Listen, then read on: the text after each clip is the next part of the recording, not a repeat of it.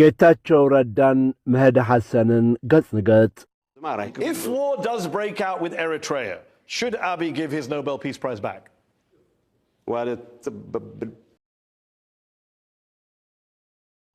ሓደ እዋን ብጆኖሳይድ ዝኸሰስካዮ ከመልካ ምስኡ ትሰርሕ ወጥሪ ኤርትራን ኢትዮጵያን ሓድሽ ኩናት ይወልዶ ተጋሩ ብኸመይ ንረብሖም ከም ተሰለፍካ ይኣምኑኻም ሕቶ ኣቢይ ሕቶ ወደብ ጥራይ ዘይኮነስ ሕዱር ሃፅያዊ ምስፋሕፋሕ ኢትዮጵያ እዩ ካልም ክቡራት ተኸታተልትና ኣብዚ ናይ ሎሚ መደብና ነቲ ነዊሕ ተፅቢት ተገብረሉ ቃለ መሕተት ጌታቸው ረዳ ምስቲ ውሩይ ጋዜጠኛ መህዲ ሐሰን ዝተዋሃደ ትሕዝቶና ሒዝናልኩም ቀሪብና ዘለና እዚ መደብ አልጀዚራ ብ11 ሕዳር ዝተኻየደ ኮይኑ ሙሉእ ትሕዝቱ ንኽልተ ሰሙን ተታሒዙ ድሕሪ ምጽናዕ ተፈኒሎም ነቲ መደብ ተኸታቲልና እምበር ጽማቕ ናይቲ ኣገደስቲ ዛዕባታቱ ኣዋሂድና ኣቕሪብናልኩም ኣለና ክሳብ መወዳእታ ምድላውና ክትከታተሉ ብኽብሪ ንዕድም This is not about a port. This is about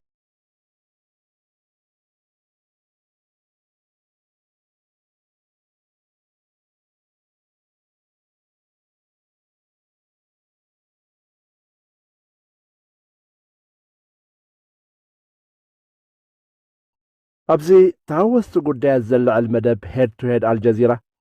ውሩይ ጋዜጠኛ መህዲ ሐሰን ነቲ ኣብ ገጽ ፖለቲካ ኢትዮጵያ ኣካታዕ መንነት ሒዙ ዝቕጽል ዘሎ ጌታቸው ረዳ የቕሪቡ ጌታቸው ረዳ ኣብ ሓደ እዋን ኣፈኛ ህወሓት ኣብ እዋን ኩናት ድማ መራሒ ልኡኽ ሰላም ትግራይ ድሒሩ ጊዜያዊ ፕሬዚደንት ክልል ሕጂ ድማ ሚኒስተር ኣማኻሪ ቀዳማይ ሚኒስተር አብይ ኣሕመድን ኮይኑ ኣብ ሓደ እዋን በዘተፈላለየ ኣሽሙራት ዘዋረዶን ዘናእሶን ዝነበረ ክሳብ ብገበናት ኩናትን ምጽናት ዓለይትን ዝኸሰሶ መርሓ ኮይኑ ዘገልግል ዘሎ ብዛዕባ ዘተፈላለየ ርእይቶ ዝወሃበሉ ተዛራብን ኣዛራብ ፖለቲከኛ እዩ እዚ ቃለ መሕተት ኢትዮጵያ ከም ሃገር ብሰፋሕቲ ኩናታት ሓድሕድ ትሕመስ ኣብ ዘላትሉ እታ ማእከል ኩናት ኮይና ዝነበረት ትግራይ ካብ በሰላ ኣብ ዘይሓወየትሉን ስምምዕ ፕሪቶርያ ኣብ ሰንከልከል ኣብ ዝወደቐሉን እታ ሃገር ከተዓግሶ ብዘይከኣለት ኩቱር ህርፋን ግበታ ኣፍ ደገ ባሕሪ ምስ ኤርትራ ኣብ ድርኩኺት ሓድሽ ኩናት ኣብ ዘላትሉ ህመት ዝካየድ ዘሎም እቲ ብዛዕባ ዘልዕሎ ጉዳያትን ዕዱማቱን ደቂቕ ሓበሬታ ኣፍሉጦን ሒዙ ዝቐርብ ምኩር ጋዜጠኛ መህዲ ሐሰን ነዞም ጉዳያት እዚኦም ሒዙ ንኹልተ ኣቐዲሙ ብጌታቸው ዝበሃል ዝነበረ ዘረባታት ተኣኪቡ ነቲ መደብ ከፊትዎም ኣብቲ ኣብ ለንደን ዝተኻየደ መደብ ሰለስተ ቀንዲ ተዛተይቲ ጸዳለ ለማ ጋዜጠኛን ኣሰናዳይትን ጋዜጣ አዲስ ስታንዳርድ ፕሮፌሰር ሸቲል ትሮንቮል ፕሮፌሰር መጽናዕቲ ሰላም ግጭትን ኣብ ኦስሎ ኒው ዩኒቨርሲቲ ኮሌጅ ከምኡውን ብስራት ላሜሳ መስራቲ ትካል ኔክሰስ ፎረም ንመጽናዕትን ዘተን ኮይኖም ካልኦት ሓያሎ ዕዱማትን ድማ ተሳቲፎም ነይሮም መህዲ ብኸምቲ ወትሩ ዝገብሮ ንተጋራጨውቲ ሓሳባት መርገጻት መግለጺታት ከቃልዕን ዝጸንሐ ተመክሮ እዩ ንጌታቸው ረዳ ተኣናጊድዎም ኣብ ቀዳማይ ሕቱኡ መህዲ ነቲ ብዛዕባ ጭካንን ኣጽናትነት ዓሌትን አብይ ኣሕመድ እዩ ሕቶ ዘልዕል እቲ ቅድሚ ሕጂ ጌታቸው ረዳ በዓሉ ዝበሎ ቃላት እናጠቐሰ ድማ ከዋጥሮ ጀመረም አብይ ኣሕመድ ጨካን ድንኪ በታታን ሃገር ከም ዝበሎ ጠቒሱ ካብኡ ንላዕሊ ድማ ጌታቸው መንግስቲ አብይ ኣብ ትግራይ ምጽናት ዓሌት ይፍጽም ኣሎ ኢሉ ብተደጋጋሚ ኸሲሱ ነይሩ ሕጂ ግን ተገልቢጡ ማዕሪኡ ኮፍ ኢሉ ይሰርሕ ኣሎም እንተኾነ ሚሊዮናት ኢትዮጵያውያን ዝሓትው ሕቶ ሓደ ሰብ ነዚ ኩሉ ዝገበረን ብወልቂ ከይተረፈ ብድሮን ክቐትለ ንፈቲኑ ሓፍተይ ጨዊ ኣሲሩ ኢሉ ንዝኸሶ ዝነበረ መራሒ ክሰርሕ ይኽእል ዝብል ሕቶ እዩ ጌታቸው ረዳ ጥንቃቐ ብዝተመልኦ ኣገባብ ካብ ስምዒት ወፂኡ ፖለቲካዊ መልሲ ኸብ ይፈቲኑ ከም ኣብ ባህሉ ድሕሪ እቲ ኩናት ዝኣተውዎ ስምምዕ ንምትግባር ከተሓባበሩ ከም ዘገደዶም ይዛረብ እዚ ልዕሊ ኩሉ ኣገዳሲ ዝኾነ ነገር ድማ ካብቲ ኩሉ ክስታት ንላዕሊ እቲ ዝሓለፈ ስቃይ ከብቅዕ ምግባር ኣገዳሲ ምዃኑ ብምግላጽ ሓፍቱ እቲ ዝወረዳ ገፍዒ ኣብ ካልኦት ከም ዘይድገም እንተርያ እፎይታ ከም ዝስምዖ ዝገልጽ ኣብዚ እቲ ኣዋጣሪ ዝነበረ ሕቶ አብይ ኣሕመድ ኣብ ትግራይ ጆኖሳይድ ወይ ምጽናት ዓሌት ፈጺሙ ዶ ኣይፈጸመን ዝብል ክርክር ነይሩ ጌታቸው አብይ ምጽናት ዓሌት ፈጺሙ ንዘይምባል ብጥንቃቐ ክምልስ ተራዩ ኣብ ትግራይ ምጽናት ዓሌት ተፈጺሙ ኢለ ዝኣምን ክብል ኣጽኒዑ ይዛረብ ብዛዕባ እቲ ቅድሚ ሕጂ ዝበሎም ዝተሓተተ ድማ ዝኾነ ይኹን ኣቝጸልጻሊ ኣገላልጻታት ይሃሉ ብዘየገድስ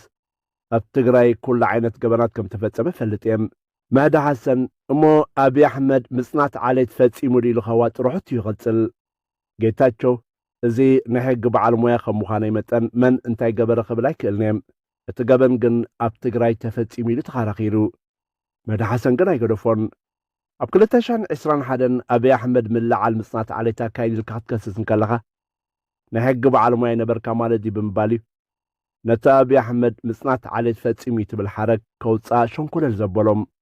ጠበቃያ ነይረ ሽዑ ግን ኣብ ማእከል ርእሱን ኩናት ሂወታ ማይታ ሸሓት ሰባት ኣብ ዝሃልቀሉ ግጭትና ነርና ብምባል ኣነ ድማ ኣብ መርገጺ ደው ክብል ድልወ ምጽናት ዓሌት ተፈጺሙ እዩ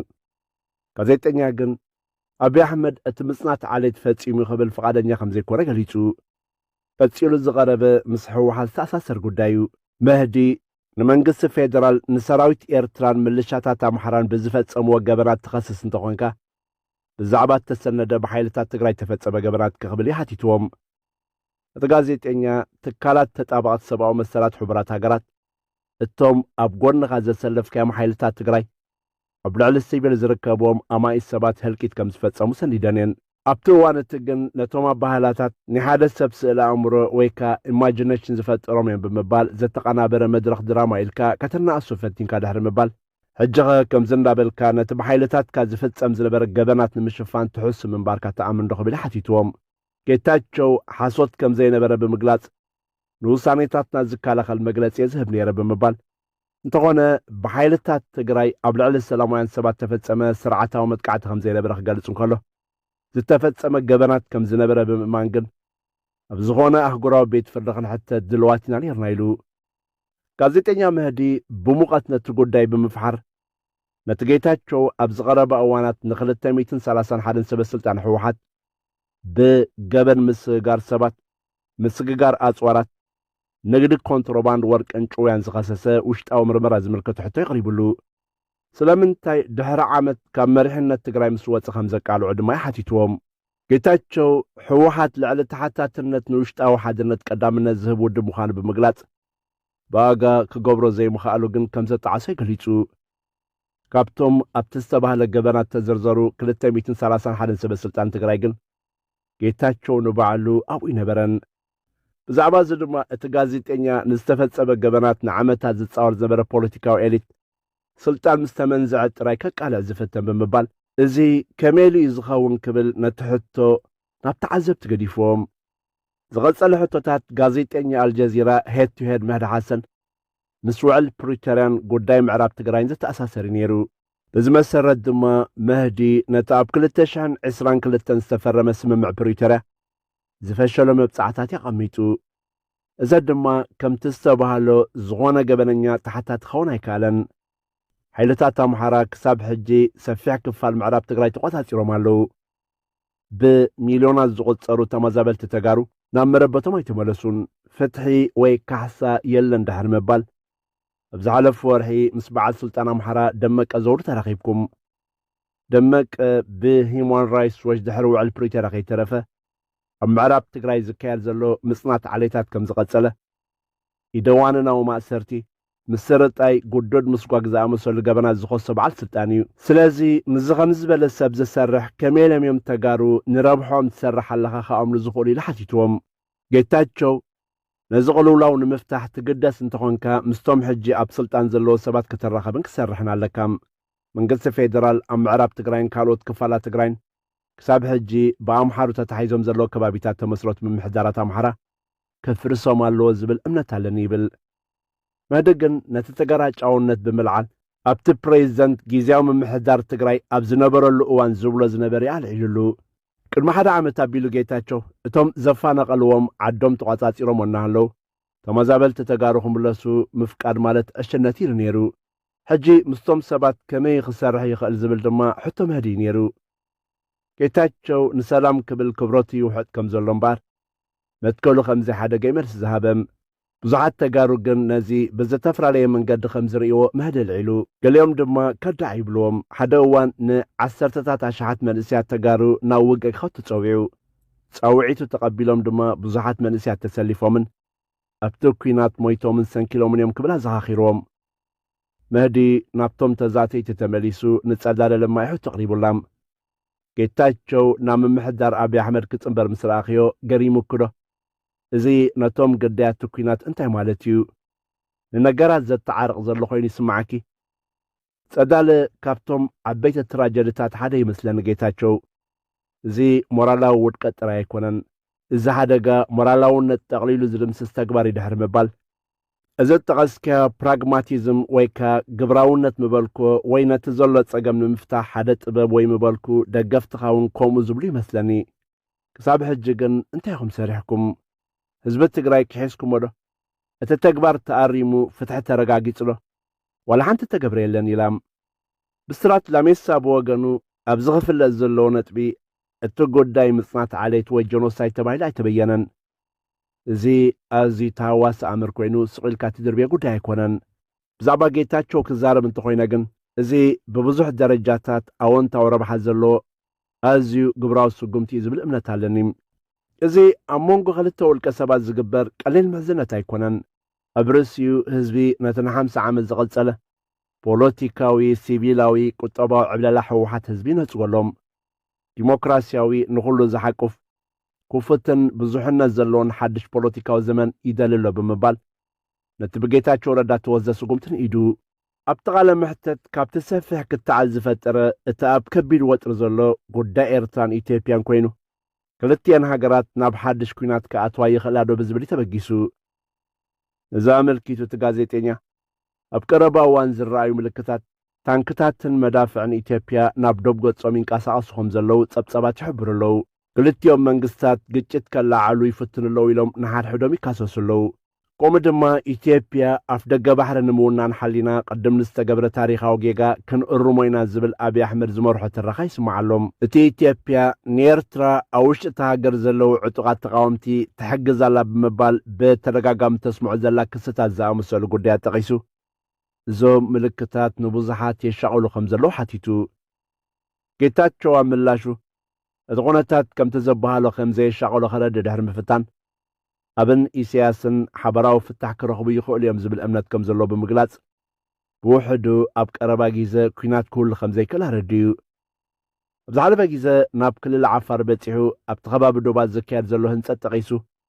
ብኮንክሪት ኣስፋልቲ ድማ ብመንግስቲ ኢትዮጵያ ክስራሕ ርአ ብምባል ወገን ኤርትራውን ተመሳሳሊ ስራሓት ይካየድ ከም ዝህሉ ከም ዝኣምን ብምግላጽ እዚ ኣብ ቀረባ እዋን ኣብ መንጎ ክልቲኦም ወገናት ተፈጥረ ክኸውን ኣለዎ ስለዚ እቲ ወፍሪ እንተገይሮም መሳጢ ይብል ጋዜጠኛ መህዲ ብዙሓት ሰባት ግን እዚ ጉዳይ ብዛዕባ ወደብ ኣይኮነን ብዛዕባ ምስፍሕፋሕ መንግስቲ ኢትዮጵያ ይብሉ እዮም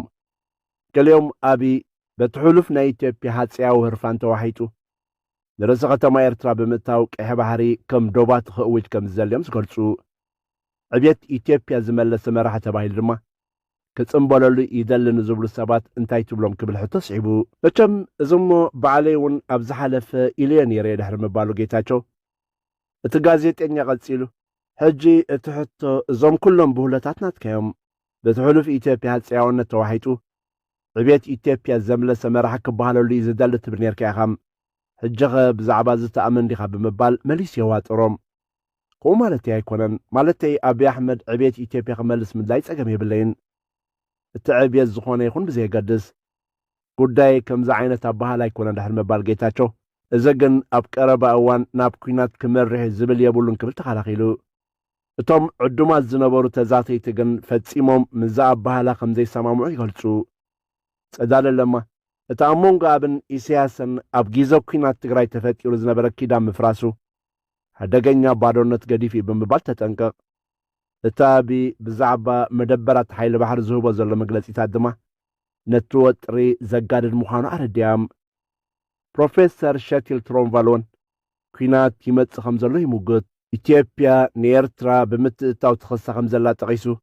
ንነብሳ ንምክልኻል ንምምኽናይ ትሰርሓላ ኢሉ እቲ ፕሮፌሰር ኢትዮጵያ ሕጂ መሰል ነብሰ ምክልኻል ኣለኒ ንምባል ንኤርትራ ንኢትዮጵያ ርግኣት ትኸልኣላ ኢላ ብምኽሳስ ንምልሻታት ፋኖ ኣምሓራ ትምውልን ተዕጥቕናላ ብምባል ኤርትራ ምስ መንግስቲ ትግራይ ወይ ምስ ሕወሓት ትተሓባበር ኣላ ኢላ እናኸሰሰት ኣብ ነብሲ ወከፍ ሳንዱቕ ምልክት ተቐምጣላ ኢሉ ኣተሓሒዙ ነቲ ኣብ ዝቐረበ እዋን ሚኒስትር ጉዳያት ወጻኢ ግድዮን ጢሞቴዎስ ናብ ዋና ጸሓፊ ሕቡራት ሃገራት ዝለኣኾ ደብዳቤታት ዘኪሩ ባይታ የዳልው ኣለዉ ክብል ይገልጽ እሞ ታሪኻዊ ልምዲ ናይቲ ዞባ ናብ ግጭት እምበር ናብ ሰላም ዝጽጋዕ ኣይኮነን ብምባል ኩናት ከም ዘይተርፍ ተኸራኺሩ እትንተረኻ መንግስቲ ኢትዮጵያ ዝድግፍ መርገጽ ሒዙ ክሟጎ ዘምስየ ብስራት ላሜሳ ብወገኑ መንግስትን ኮሙን ብሓፈሻ ህዝቢ ኢትዮጵያ ኣብቲ ኢትዮጵያ ናይ ገማግም ባሕር ግዝኣት ኣሰኣነትሉ ጉድለት ዘለዎ ፖለቲካዊ መስርሕ ቅሬታ ኣለዎም። ስለዚ መንግስቲ ኢትዮጵያ ምስ መንግስቲ ኤርትራ ኮፍ ኢሉ ክዛተየሉ ይደሊ ድሕሪ ምባል ሕጂ እዚ ትጸገም ተጻብኦ ኤርትራ ምስቲ ኢትዮጵያ ተበጻሕነት ባሕሪ ንምርግጋጽ እትገብሮ ዘላ ጻዕሪ ግን ዘተኣሳሰረ ኣይኮነን። መንግስቲ ኤርትራ ንናጽነት ኤርትራ ርእሰ ማል ገይሩ ዘተኣማምንን ክትግምቶ እትኽእልን ትካላት ዘለዋን ግብራዊት ሃገር ክፈጥር ኣይከኣለን። ኣብ 2018 ቀዳማይ ሚኒስተር ኢትዮጵያ ንዶባት ኣፍሉጦ ሂቡ እዩ። እዚ ግን ነቲ ብመሰረቱ ዕላል ጀር ዝተወሰነ ዶባት ጥራይ ነይሩ። እዚ ማለት ግን ኣብቲ ታሪኻዊ ስትራቴጂያዊ ጌጋታት ብእረምታ ምግባር ማለት ኣይነበረን ኢሉ ብዘይካዞም ጉዳያት ኣብቲ መደብ አልጀዚራ መንግስቲ ምስ ዕጡቃት ጉጅለታት ኣብ ኣምሓራ ኦሮምያ ዘካይደ ዘሎ ውግኣት ኣብታ ሃገር መዓልታዊ ተርእዮ ኮይኑ ዘሎ ቀጻሊ ቅትለት ሰላማውያን ሰባት ማእሰርቲ ጋዜጠኛታትን ተቃዋምትን መደመር ብዝብል ጽንሰ ሓሳብ እናተባሕተ ዝመጽእ ዘሎ ፖለቲካዊ ስልጣን ካብ ጫፍ ንጫፍ ሃገር ሰፈነ ዓሌታዊ ምትፍናን ግጭትን እናንቆልቆለ ዝኸይድ ዘሎ ቁጠባት ሃገርን ዝውስኽ ዘሎ መጠነ ድኽነትን ተላዒሉ ኣብዚ መደብ ጋዜጠኛ አልጀዚራ ምህዲ ሓሰን ጌታቸው ረዳ ከም ሓደ ፖለቲካዊ ኣገዳስነቱ ንምሕዋይ ዝቃለስ ዘሎ ኣብ መንጎቲ ኣብ ሕሉፍ እዋን ዘቕረቦ ክስታትን ኣብዚ እዋን ዝፈጠሮም ሕዝነታት ዝተቐርቀረ ስቃይ ትግራይ ምስ ፖለቲካዊ ክውነት ኢትዮጵያ ኣመዛዚኑ ከቕርብ ዝፈትን ኣብ ሓደ እዋን ሰውራዊ ዝነበረ ሕጂ ግን ምክኣል ዝሰብኽ ብነቐፍቱ እቲ ከዳዕ ተጋላባጥን ተበላፅን ዝብል ቅጽላ ዝጠበቐ ብደገፍቱ ድማ ግብራውን ንሓድሽ ምዕራፍን ሰላምን ኣድላይ ሰብ ዝበሃልን ኣዛራቢ ፖለቲካዊ ስብዕና ዘሎ ክብል ገሊፅዎም። ብሓፈሹ እዚ መደብ አልጀዚራ ሓንቲ ሃገር ተሓታትነት ከይረጋገጸት ካብ ሕሉፍ በሰላታታ ክትሓውት ትኽእል ዶ ፖለቲካዊ ግብራውነት መንገዲ ሰላም ድዩ ወይስ መንገዲ ክሕደት? ኢትዮጵያ ካብ ዕንክሊል ኩናትን ምልካውነትን ክትላቐቕ ትኽእል ድያ ዝብሉ ዓመቕቲ ሕቶታት ሃሲሱ እዩ። ክቡራት ተኸታተልትና ካብቲ ሰፊሕ መደብ ነቶም ኣገደስቲ ነጥብታት ኣዋሂድና ዘዳለናዮ መደብ እዚ ዝተኸታተልኩም እዩ ነይሩ። ኣብዞም ዝተላዕሉ ጉዳያት ብዛዕባ ጌታቸው ረዳን መርገፂታቱን ኢትዮጵያን ዘይዓርፍ ሃፀያዊ ጥሙሕ ምስፋሕፋሕ ምግባትን ከምኡውን ተዛተይቲ ኣብ ዝሃብዎ ርእቶታት ዘለኩም ርእቶን ሓሳባትን ኣካፍሉ። ምድላዋትና ናብ ኩሉ መታን ክበጽሕ ላይክ ሼር ምግባር ኣይትረስዑ። ሰላም ንኹልና። This is not about a port. This is about expansionism by the Ethiopian government. Some have said that Abiy is, quote, obsessed with Ethiopia's imperial past, that he wants to march into Eritrea's capital and declare the Red Sea as his border. He wants to be celebrated as the leader who restored Ethiopia's greatness. What do you say to people who say that?